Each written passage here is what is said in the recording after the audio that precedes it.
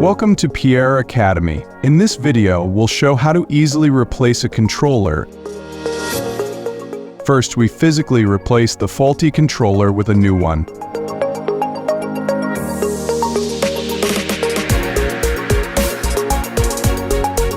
Once powered and connected, the new controller appears automatically in the app.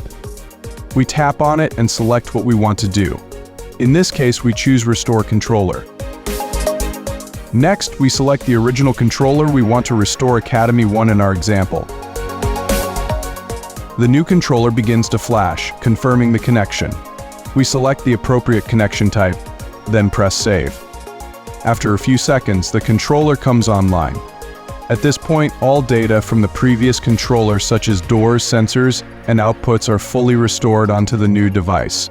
This is how easy it is to replace a controller using the Restore function.